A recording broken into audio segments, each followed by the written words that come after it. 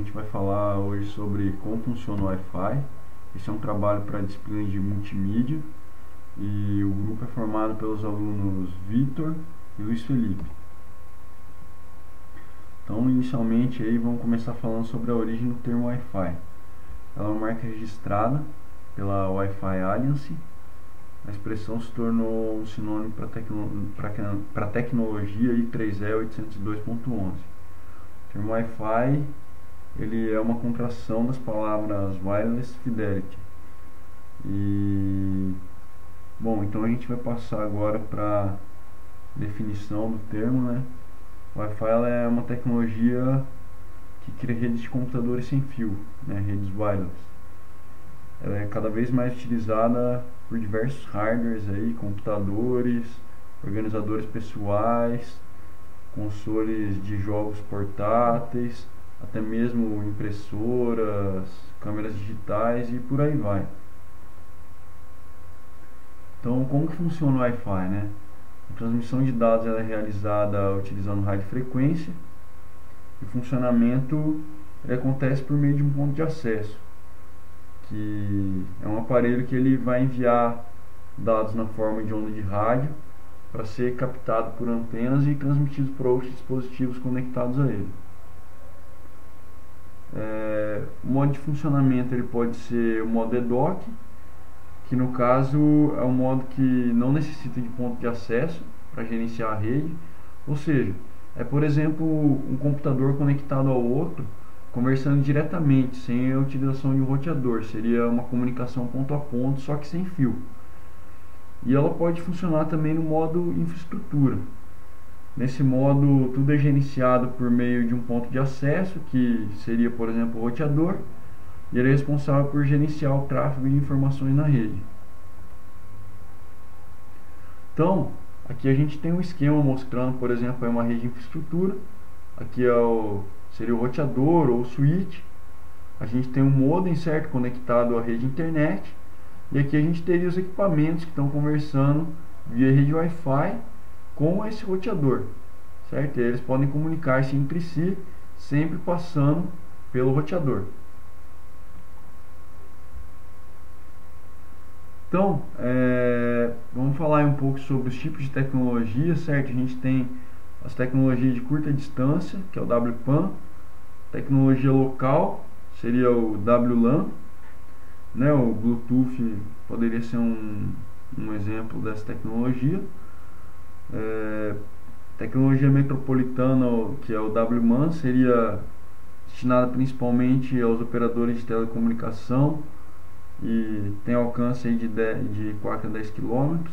E longa distância, que é o WWAN, é usada como base para os serviços de telefonia celular. Agora nós vamos falar sobre os padrões de transmissão de rede Wi-Fi, que são os padrões I3E 802.11. Atualmente existem em torno de 20 padrões no mundo para redes Wi-Fi. O que diferencia um padrão do outro é a frequência em que eles trabalham e a taxa de comunicação de dados, que vai variar também. Por que há necessidade de criar tantos padrões assim para a rede Wi-Fi? Em muitos países eles trabalham com a radiofrequência de televisões e rádios muito próximos à rede Wi-Fi. Então você precisa diferenciar a frequência ou então o estilo de comunicação para não dar conflito. O que acontece que na Europa, que tem outro padrão diferente do brasileiro, dos padrões utilizados no Brasil, e nos Estados Unidos também tem padrões diferentes utilizados no Brasil. Os principais padrões utilizados no Brasil são 802.11b, que transmite cerca de 11 megabits por segundo, 802.11g, 54 megabits por segundo, 802.11a, 54 megabits por segundo e 802.11n, 54 megabits por segundo, sendo este o último que ele é transmitido via multiponto, então ele pode chegar até 300 megabits por segundo. 802.11b foi a primeira versão de Wi-Fi a chegar no mercado. Ele ainda era bem caro, o que fez com que fosse trocada essa versão para uma versão mais atual foi o barateamento do custo da versão mais atual.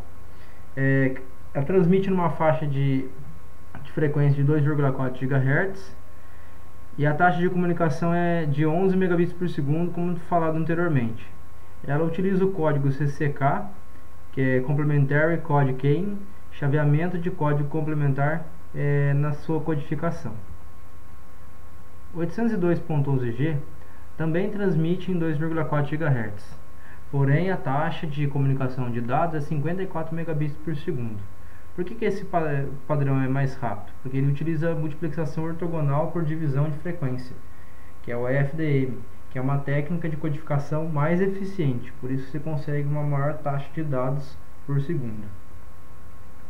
Já no padrão 802.11a, o que muda do padrão anterior é a frequência, que ele é transmitido em 5 GHz. A comunicação também de dados é até 54 megabits por segundo e a codificação também é a mesma, o FDM. O padrão 802.11n é o padrão mais utilizado no momento. Ele transmite em duas frequências, 2,4 GHz e 5 GHz. A principal característica deste padrão são as várias antenas que fazem a entrada de dados e a saída de dados. Transmitindo e recebendo por várias antenas, você consegue ampliar a taxa de transmissão de dados para até 300 megabits por segundo. A codificação utilizada também é o FDM. Segurança. O que define segurança é o padrão I3E 802.11i. O que é o SSID? É o nome praticamente da rede sem fio. É o que identifica ela.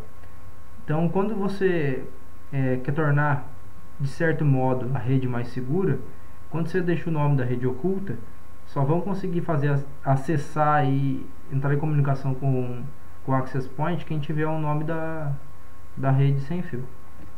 Agora nós vamos falar um pouco sobre alguns protocolos de segurança que são utilizados aí na I3E 802.11i. Então, o primeiro deles aí que surgiu foi o app, né? Ele utiliza 128 bits, mas em 2005 o FBI chegou a fazer uma demonstração de falhas que existem com esse padrão. Na verdade, o que aconteceu é que já se desconfiava das falhas existentes, e então o FBI fez uma demonstração onde em alguns minutos foi possível craquear a senha web, mostrando realmente que ela tem vários pontos fracos. Inclusive, em 2004, a Wi-Fi Alliance aboliu oficialmente a utilização da web, né? Mas ela ainda existe para uso em muitos roteadores existentes no dia a dia. O outro protocolo seria o WPA, que ele utiliza aí 256 bits. Ele já é um protocolo bem mais seguro que o protocolo WEP. Ele utiliza uma chave mescla compartilhada, ele utiliza também uma chave pré-compartilhada. Existem algumas modalidades de WPA, que pode ser o WPA personal, né, o WPA Enterprise, se utilizando de um servidor Radius e um controlador de rede. E você tem aí no caso o Wi-Fi Protected Setup também. No caso a gente tem também o WPA2, né? O WPA2 ele utiliza senhas e algoritmos para proteger a rede. Ele apresenta complementos aí em relação ao WPA. Ele não é 100% seguro. No caso, tanto WPA quanto WPA2 eles ainda se utilizam no protocolo WPS, que já foi notado aí que eles apresentam falhas na rede sem fio e justamente possibilitam que alguns hackers consigam invadir a rede. Aí a questão de criptografia de dados, né, ela pode ajudar a garantir a privacidade dos dados na transmissão na rede, né?